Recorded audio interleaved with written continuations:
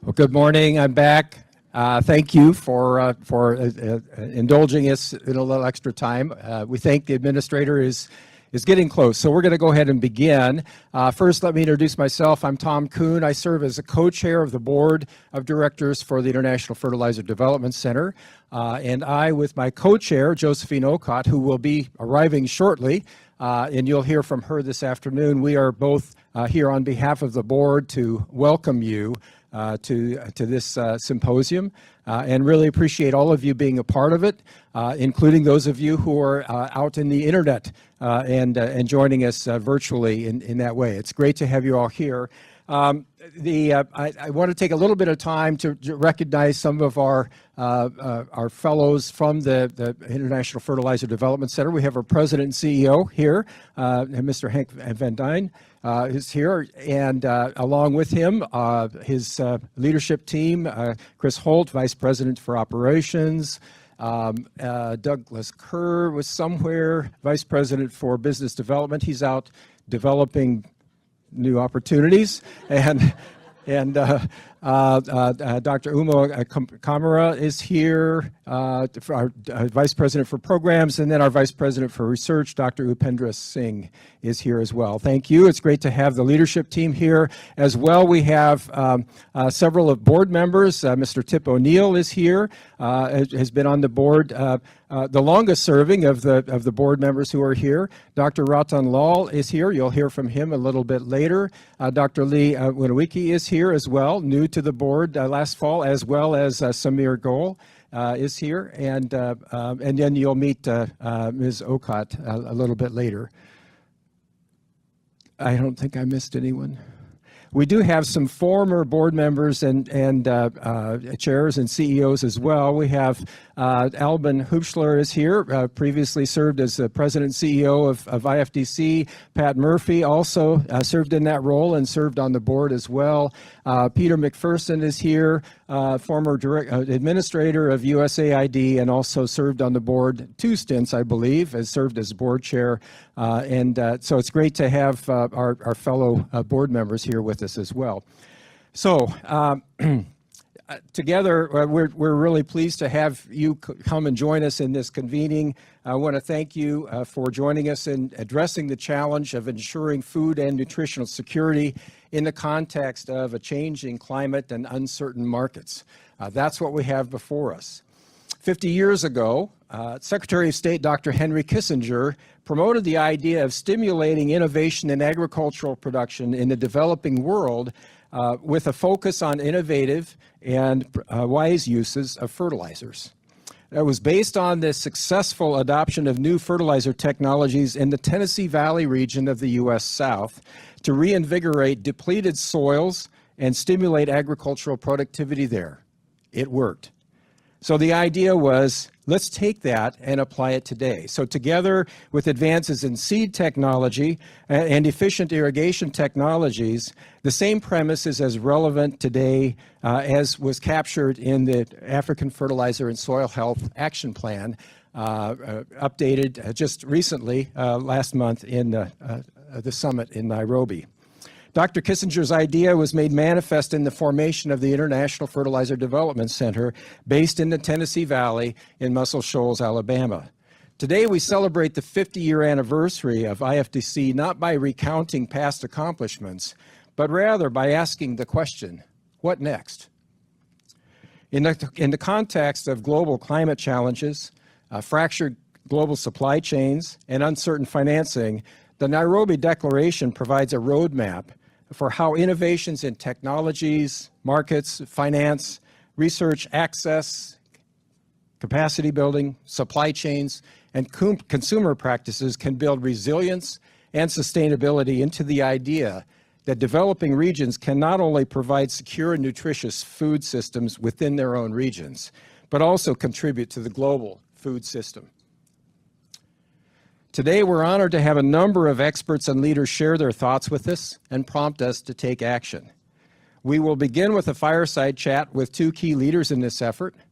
Fortunately, that's a figurative description. We have no need for a fire, for a fireside chat today. We do look forward to Administrator Samantha Power joining us, as well as Dr. Godfrey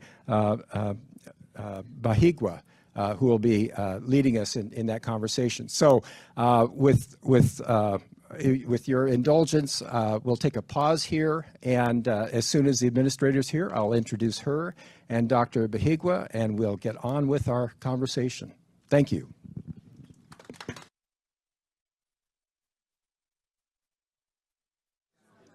Okay, thank you. We're back. So I'd like to introduce our fireside chat this morning. First of all, our featured speaker is someone that requires probably no introduction to most of you. Samantha Power is the administrator of the United States Agency for International Development, or USAID, the world's largest bilateral development agency. She's a leading advocate for human rights and efforts to strengthen democracy. As a former U.S. ambassador to the United Nations, a war correspondent, and Pulitzer Prize-winning author, she's fought to advance human dignity throughout her career. As USAID administrator, Power has led the agency in prioritizing efforts to address some of the world's greatest development and humanitarian challenges, including climate change, the global food crisis, emerging threats to global health, and rising threats to democracy and civil society. Power has also focused on advancing a series of reforms aimed at making USAID's work more inclusive and effective, and at extending the agency's impact beyond its foreign assistance programs. Administrator Power will be joined for this chat by Dr. Godfrey Bahiigwa, Director of Department of Rural Economy and Agriculture of the African Union Commission. He works with AU member states, regional economic communities, and other partners to boost rural economic and agricultural sector development by supporting the adoption of strategies, policies, and programs. Before joining the AU, he was the head of the International Food Policy Research Institute. Thank you for hosting us here. The Institute's Eastern and Southern Africa office in Addis Ababa. He was the founding coordinator of Regional Strategic Analysis and Knowledge Support System Node for East and Central Africa. Dr. Bahiigwa also held key positions related to agricultural research and policy in his home country, Uganda. Without further ado, it's my honor and pleasure to welcome Administrator Samantha Power and Dr. Godfrey Bahiigwa. Please join me in welcoming them to the room.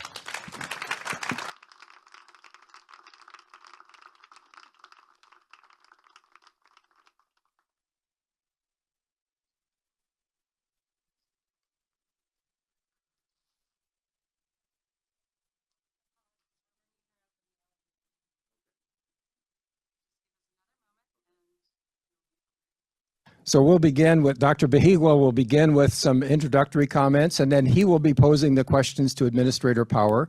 And then following that, we'll have an opportunity for coffee. There she is. She really is here. So great, thank you. Administrator Power, please join us. We've introduced you, and Dr. Godfrey Bahiigwa.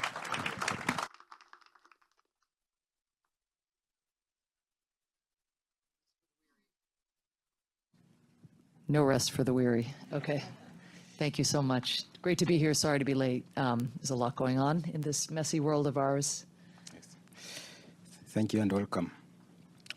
Ambassador Samantha Power, USAID Administrator, Mr. Henk van Duin, President IFDC, distinguished participants, all protocols observed. I bring you greetings from Her Excellency Ambassador Josepha Sako, the Commissioner for Agriculture, Rural Development, Blue Economy, and Sustainable Environment of the African Union.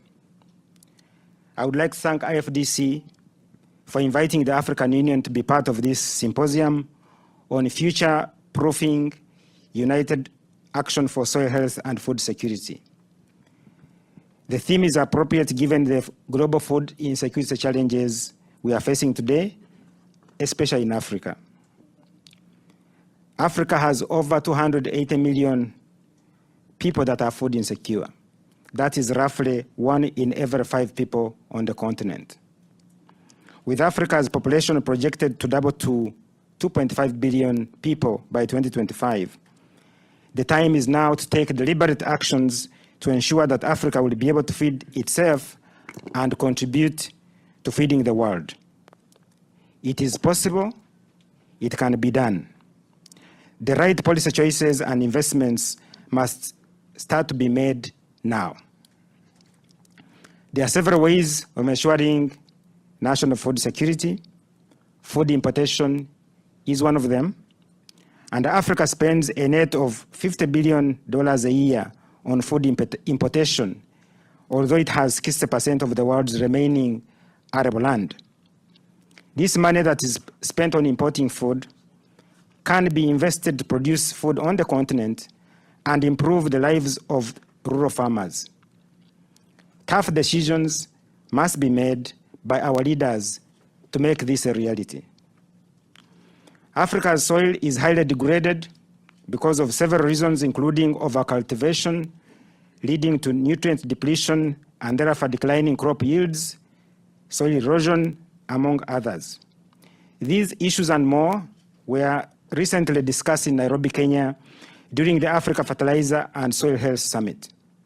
It was a very successful summit that culminated in the Nairobi Declaration with a call in 6 areas: fertilizers, soil health, financing mechanisms, creating an enabling environment, strengthening capacity for implementation, and domestication of the commitments of the declaration in national agriculture investment plans. On behalf of Our Excellency Ambassador Sako, allow me to take a moment to extend our deep appreciation to the U.S. government through USAID for the generous support as one of the major donors that enabled the AU to organize a successful summit. I also wish to acknowledge the support that IFDC and AGRA provided that ensured a smooth organization of that summit. This symposium, organized about a month since the Nairobi Declaration was adopted by AU heads of state and government, is timely. I'm looking forward to the discussions and outcomes that will lead to action and implementation on the ground. The AU is looking forward to stronger partnerships with our international partners and strengthening African institutions in the implementation of the Nairobi Declaration and the 10-year Africa Fertilizer and Soil Health Action Plan. The outcomes of the Nairobi Summit will form an integral part of the post-Malabo CAADP agenda, whose formulation is underway and will culminate in the adoption of a 10-year CAADP strategy and action plan and the Kampala CAADP declaration in January 2025. With these remarks, allow me to transition to the moderator session with Administrator of USAID, Ambassador Samantha Power. Welcome. Ambassador Power has already been introduced, and so I will go straight to the questions. This session will last about 25 minutes, and then we'll have 30 minutes to interact with the audience. Ambassador Power, you have been personally committed to the agenda of advancing fertilizer and soil health management, especially since Russia's invasion of Ukraine, when the world came to understand just how dependent it was on a few global exporters of food and fertilizer.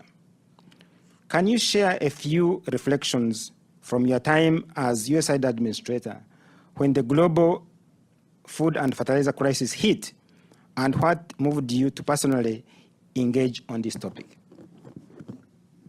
Thank you so much, and thank you for welcoming me. Sorry to be a few minutes late. I feel really lucky to be here. I feel like I wish I could sort of consume everything that's in your minds and brains about fertilizer and soil health in particular. I've learned an awful lot in my tenure at USAID. This was not an area that I had a rich background in, but as your question underscores, one needed to get smart in a hurry, and luckily at USAID we have some of the most incredible leaders and experts on these questions and are able to draw as well on our vast research network, which has made such a difference in a climate constrained and ever more climate harmed world. On the specific question of Russia's invasion of Ukraine, it was kind of a double whammy because you had this, of course, brutal aggression and invasion, and then you had a set of reactions and responses from countries, and this is, of course, not long after COVID had finally begun to recede, but where, again, we saw supply chain vulnerability and the need for resilience. And so the fact that fertilizer prices went up by 50% between Putin's full-scale invasion in February and April. I lived firsthand with my team, traveling around the world and meeting with small-scale farmers where that price differential was the difference between, barely being able to go back to being a subsistence farmer, if they're lucky, and where they were trending, which is to be able to actually bring their goods to market, make a profit, use that profit to reinvest in inputs for the following year or in their kids' schools' education. So just seeing the kind of cascading effects of the increases in fertilizer prices. I will say the Biden administration and our European partners were very focused on food insecurity, even when the response to Putin's aggression was designed. So despite the need for, of course, very stringent sanctions against the Russian Federation for what it was doing, fertilizer, was exempted.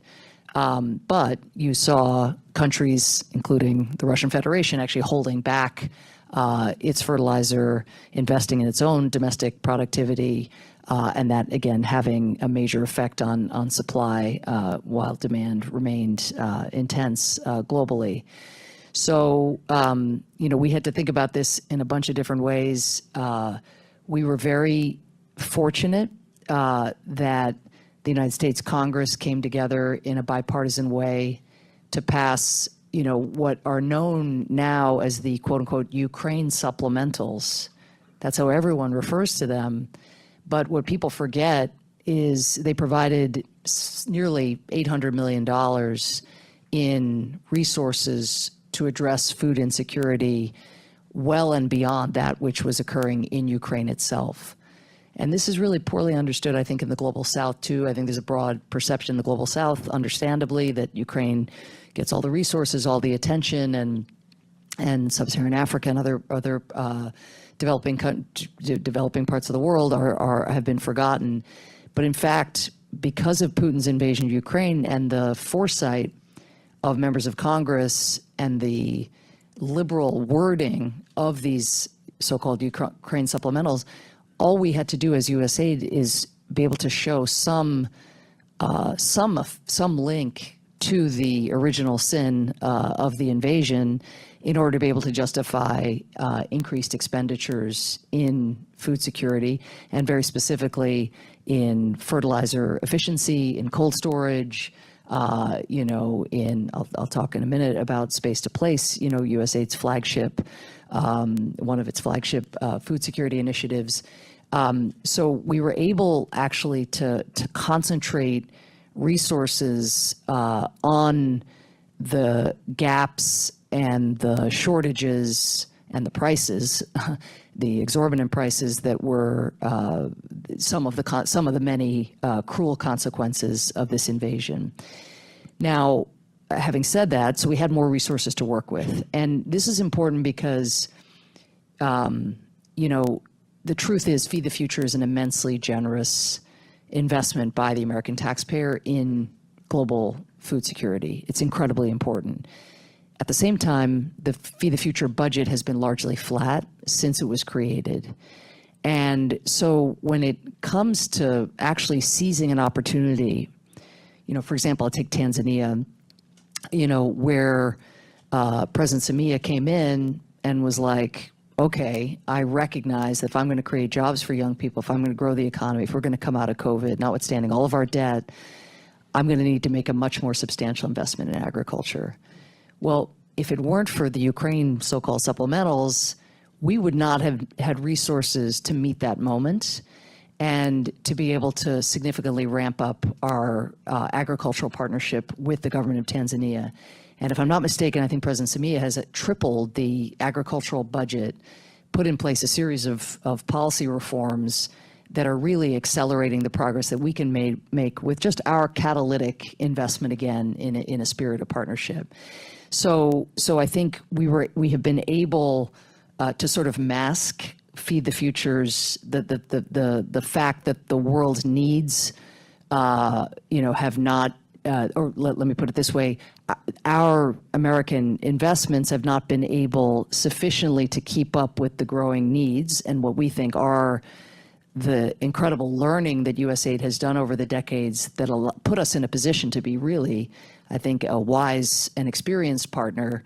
But we're going to continue to work that issue, and we've been lucky over the last couple of years to have additional resources to get at what is appropriately growing attention to fertilizer inefficiencies, to soil health, to some of the priority areas that came out of the Soil Health and Fertilizer Summit.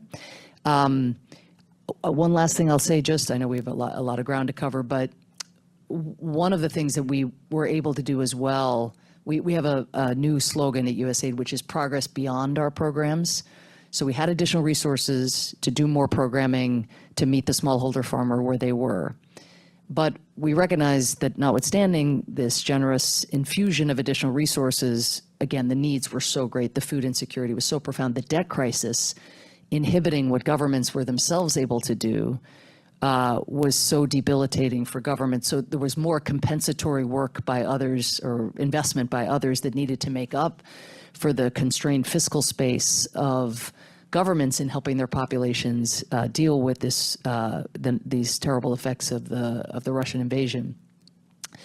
Notwithstanding these additional resources that we had, we knew that we couldn't just think in terms of our programs narrowly.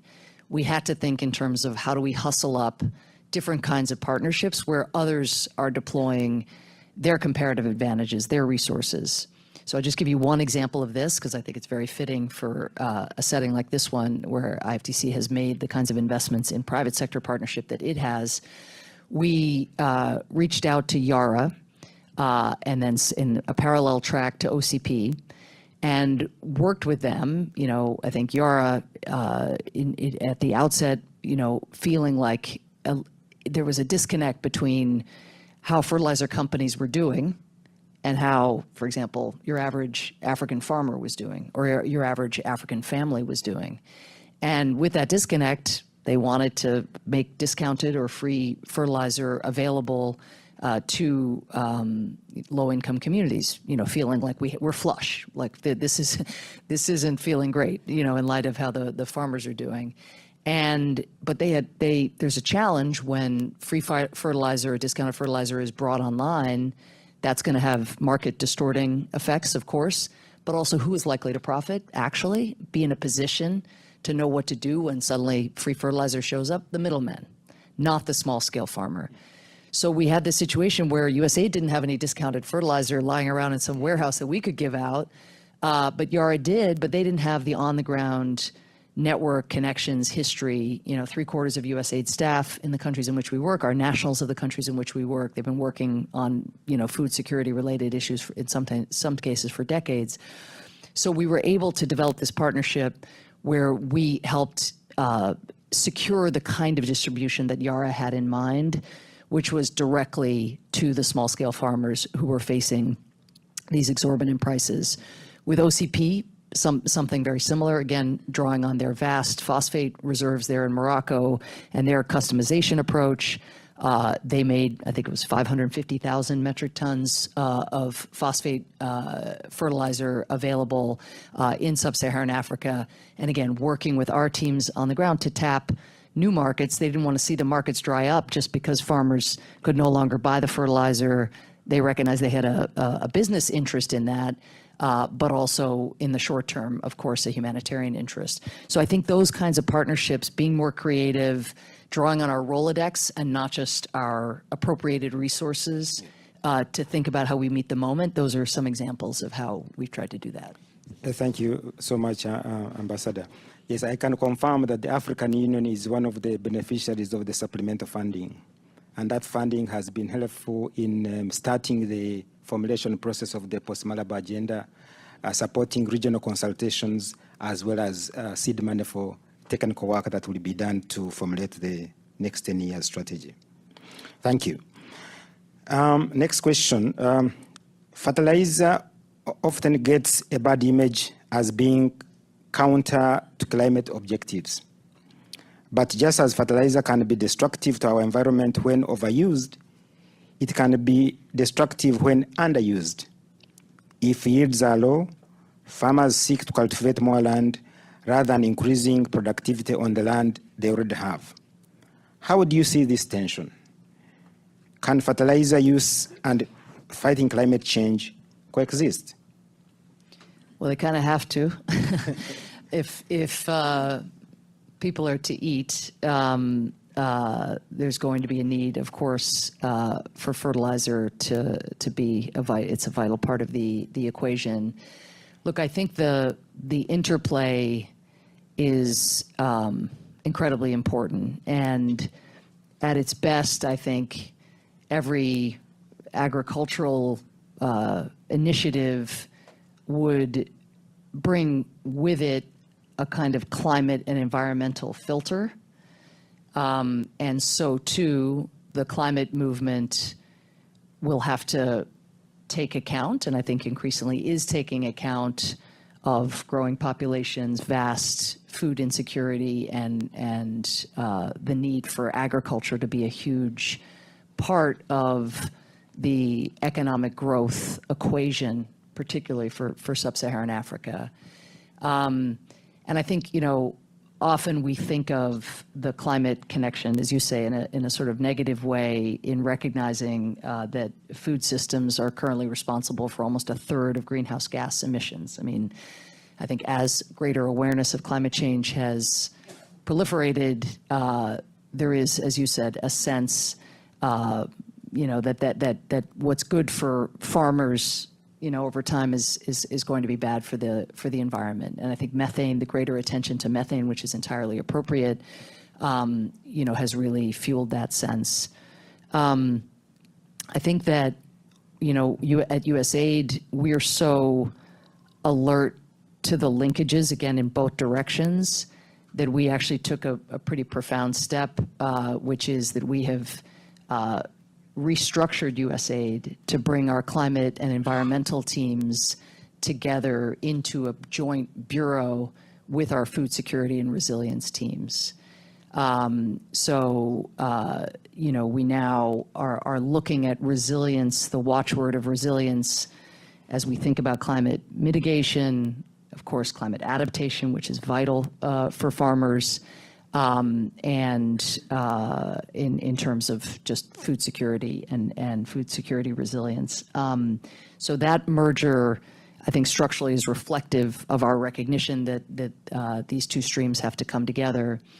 I think that if you look at what you all are so focused on, which is, how best to grow and how best to apply fertilizer, ensure fertilizer access, ensure soil health, the goals, again, of the summit.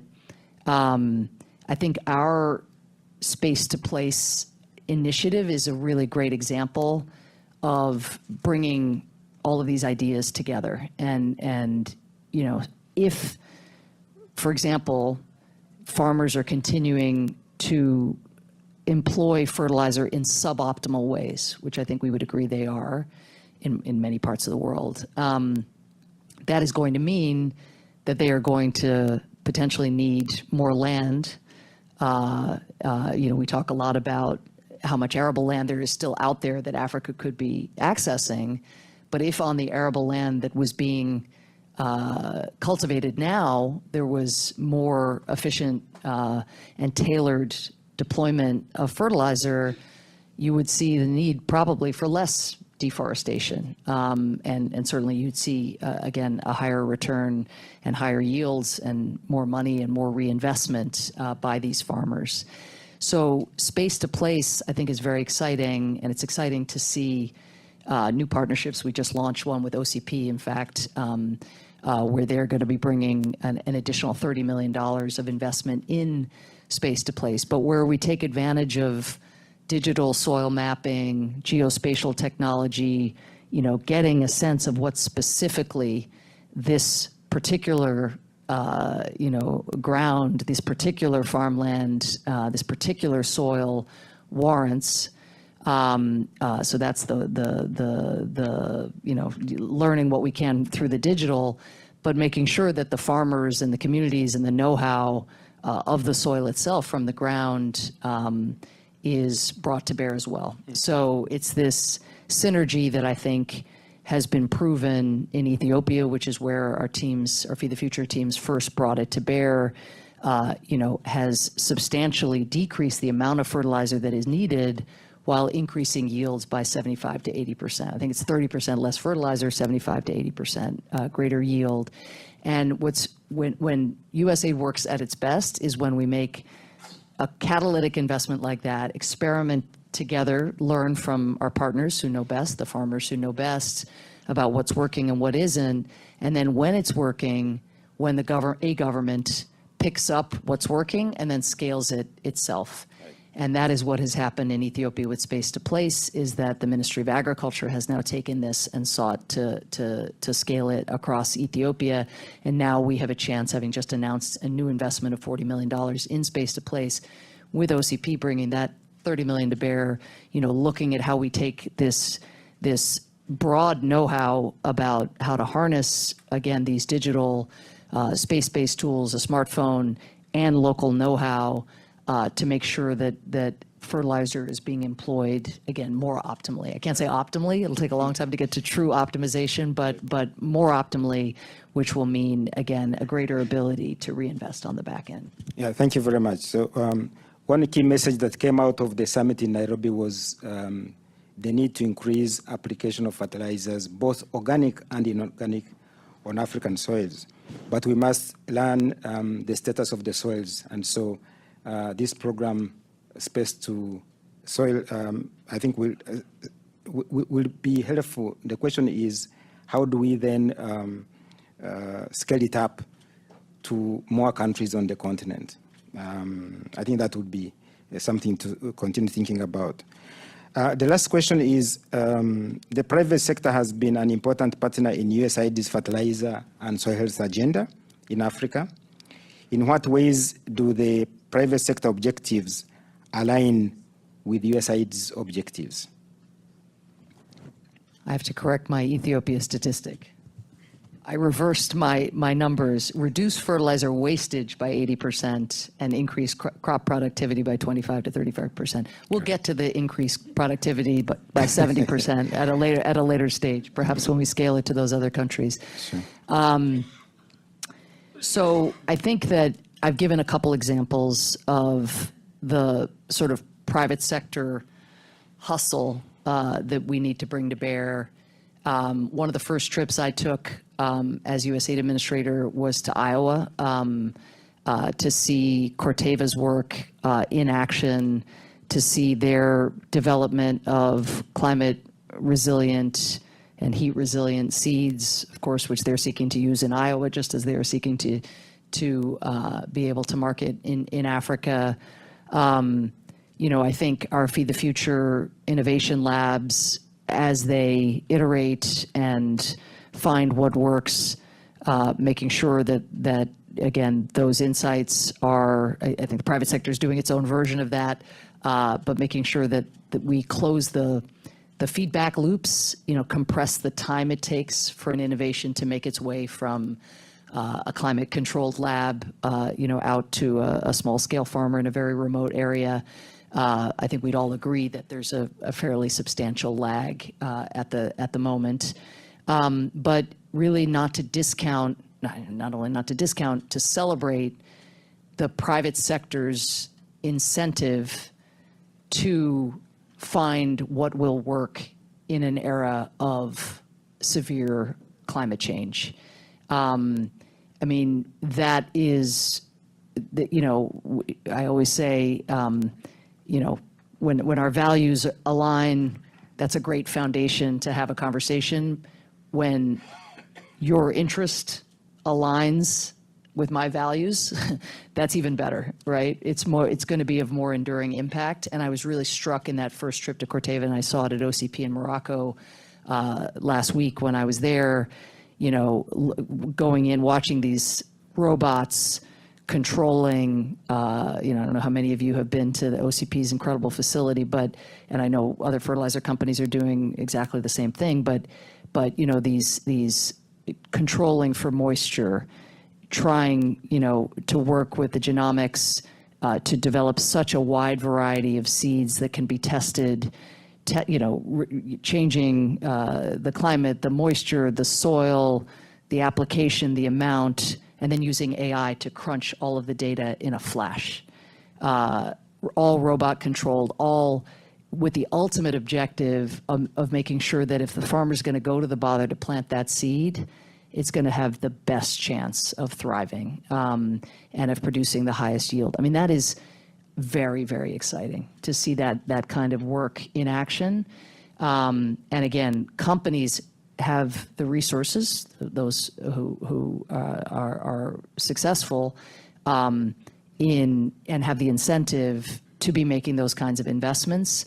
We have to grow our partnerships in order to be able to bring online those seeds and bring online the know-how, whether through our partnership with Extension Services, whether through seeing those companies do that work on the ground and provide those extension services themselves, or through the traditional, programming that we've been doing. I want to mention just one more thing before I know we're about to open it up, but in terms of private sector partnership, I really credit the team here for one of the things that we try to do often is like a gap analysis. And one of the things that the team came to me with it was a recognition that there's a significant gap in access to finance on the continent when it comes to agribusiness SMEs. So basically too big for microfinance and too small in many cases for traditional bank loans, or seen as too risky. And so with that gap, the team put their heads together internally with some of you, I'm sure, and very specifically with the government of Norway. And together at the UN General Assembly, we launched something called the FASA Fund. And USAID invested $35 million, Norway's invested $35 million. And this is a different answer to your private sector question. We want to get it up to a $200 million fund, but it's basically finance for agricultural SMEs in Africa, FASA. And if we can capitalize it at $200 million, what it will be basically de-risking money for these agri businesses to be able to get access to capital that right now they can't afford. It's incredibly exciting. I will say we haven't yet, actually, a lot of people are interested in piling on and in contributing to this pooled fund at the beginning, but we need, particularly those of us who serve at the pleasure of the president, we need to succeed in getting up to that $200 million mark in a hurry. The payoff for agri SMEs, I can't tell you, just talking to President Ruto recently about this, President Hichilema in Zambia, getting the texts, from African ministers just saying, when's it coming online? Like, when are our agribusinesses going to be able to get access to this? So this is an example of seeing a gap, innovating, and now needing to crowd in resources, not where USAID is giving, some grant in our traditional way of doing things, but where we're trying to put ourselves in the shoes of those who have the capital but feel that the risk reward isn't quite right. And something like this can help neutralize concerns about risk. As you see, we can go on and on and on, but time is always limited. There's a lot that you have shared, Ambassador Power. So I think now it's time to open up this for the audience. So can we have the first question? So we'd like to request you to be very specific and to the point so that Ambassador Power can respond. Yes, go ahead, Leah. Great, thank you so much. I'm Lee Winowicki, a soil scientist, American, but been based in East Africa for 20 years. I work at World Agroforestry. I would love to hear your thoughts on really broadening the scope of soil health to include food and nutrition security, but also, as you know, soils can store a huge amount of carbon, contributing to climate change adaptation and mitigation. It's the most biodiverse ecosystem terrestrially, hosting so many organisms, and also plays a critical role in our ecosystem restoration targets, especially in Africa, the Alpha 100. So I'd love to hear USAID's or just some thoughts on how we could broaden the scope, and I think the new refs department could be a start, for example. Thank you. Yeah, well, I'm sure I would learn a lot from you in hearing your ideas about what more we can be doing. And we have with us our dream team here from refs who can engage, very specifically on how we ramp up our work, bringing these strands together. But I come back to, I guess, a version of the point you're making, which is, I mentioned earlier, food security needing to filter its program and policy design through a climate environmental lens. We have also made huge progress in our food security work to filter conceptions of food security and initiatives in food security through a nutrition lens. And so I think that the merger, and again, creating a new structure isn't a panacea for the integration, or it doesn't in and of itself bring about the kind of integration that we know is needed, but it's a step in the right direction. And so now the question is, how do we write our RFPs in a fashion that take account of what in other settings would be called intersectionality, and instead of, just moving away from the much more siloed approach that has been taken in the past. I will say, just again, as a relative newcomer compared to all of you, and maybe this is just now because I think about soil and fertilizer so much, I assume everyone else does. but I'd be really interested, like, if we could survey all of you, but it does feel like the conversation has shifted, like, in really profound ways. Now, you could say, yeah, well, it's because the planet is burning and flooded, and and because food insecurity, the numbers are so staggering. But even in food security, you could see, and again, I don't want to overstate the progress here, but particularly in times of great food insecurity, you would imagine that you would hear more of an excessive emphasis, let's say, on quantity. But I've been struck by, even in these last 2 years, facing, with the sword of Damocles hanging over so many populations, how much emphasis is on the quality of the food and the nutrition of the food.